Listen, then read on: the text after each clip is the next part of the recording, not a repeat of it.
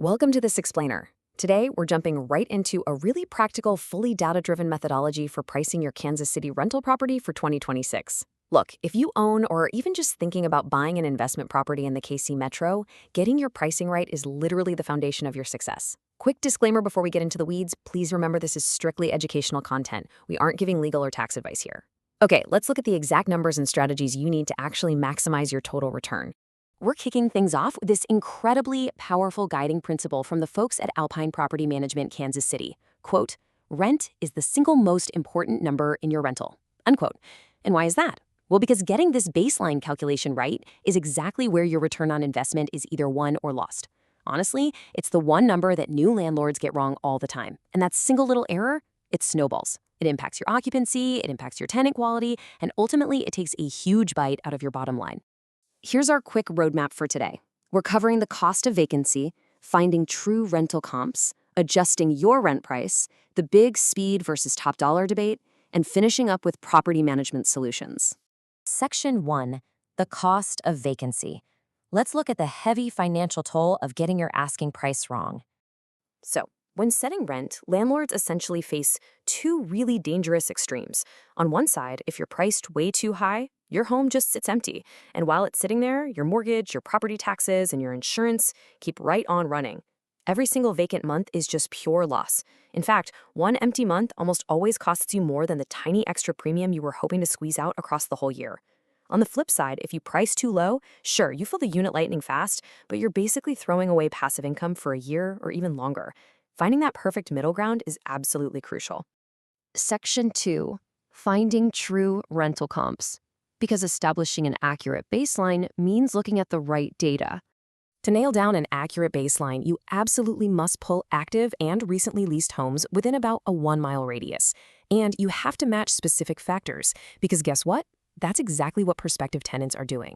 They're opening up their search apps and putting your bedroom and bathroom count, your square footage, your finish level, and things like in-unit laundry right next to your competition. It's like a giant matching game. If your property doesn't stack up dollar for dollar, they're just going to scroll right past you.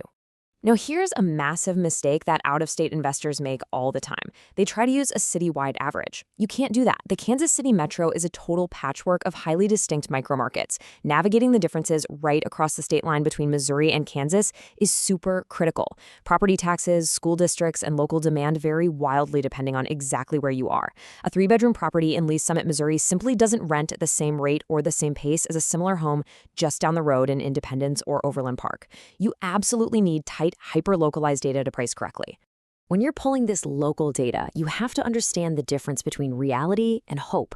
Just look at this breakdown. Asking prices on active listings, that just represents what owners hope to get. Sure, they're useful to see your current competition and maybe establish a ceiling limit. But leased prices, that's reality. They show the exact dollar amount a real human tenant was actually willing to pay to sign a lease. Because of that, actual leased comparables need to carry way more weight in your final pricing strategy. Section 3, adjusting your rent price.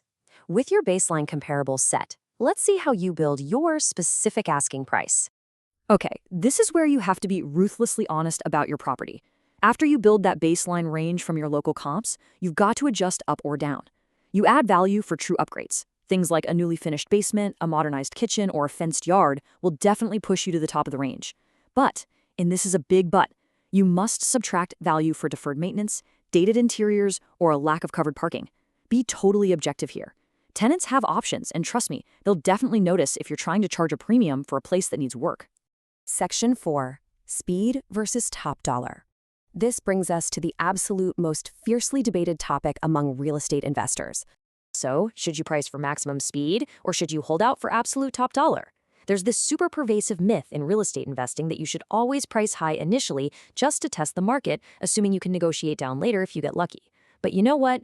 Hope is not a strategy. Let's look at what the raw data actually says about chasing that absolute maximum number. The data reveals a pretty stark reality. If you price a home just 10% above the true market rate, it's often going to sit vacant for weeks, maybe even months. And the math here is unforgiving. As we talked about earlier, a single month of vacancy usually completely erases any extra premium you were chasing for the entire year. A home priced accurately, though, it rents in a matter of days. When it comes to your total annual return, Pricing to secure a high-quality tenant quickly almost always beats holding out for those last few extra dollars. Section 5. Property Management Solutions. Let's see how the pros handle this equation to take all the guesswork out of it. Consider the metrics from Alpine Property Management, Kansas City. Over the last 12-plus years, they've maintained an average vacancy rate of just 14 days. That's incredibly fast. And this real-world data proves our earlier point. Pricing to rent quickly, rather than chasing inflated, imaginary numbers, is the winning strategy. By keeping their turnover time so incredibly low, they're actively protecting the annual yield of the underlying asset. Not only that, but they also maintain a truly remarkable 96% portfolio occupancy rate. Think about that for a second. You don't achieve that kind of consistency by just throwing darts at a board or pricing based on gut feeling. They maintain this extreme stability by strictly adhering to real, localized comparables, which ensures units stay full and that sweet cash flow remains uninterrupted. Since 2013, Alpine has applied this exact data-driven methodology across a portfolio of more than 250 local Kansas City homes. They expertly balance that natural desire for top dollar against the cold, hard, mathematical necessity of fast occupancy. It's a highly systematic, completely proven approach to something that so many independent landlords try to do based purely on emotion. So we've covered why setting the exact right baseline is so vital and how relying on tight, localized data helps you avoid the totally devastating trap of vacancy. Knowing your micromarket ensures you aren't leaving money on the table and you aren't watching your investments sit empty, draining your capital. So I've got to ask you, is your current pricing strategy actually driven by hard data, or are you just hoping to get lucky? For help managing your Kansas City rental property, call Alpine at 816-343-4520 or visit alpinekansascity.com.